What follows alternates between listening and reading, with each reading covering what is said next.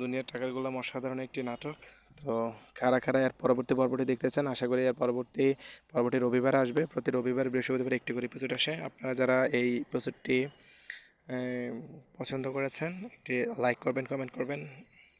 পরবর্তী পর্বটি কে দ্রুত দেখতে চান প্লিজ কমেন্ট করে জানাবেন।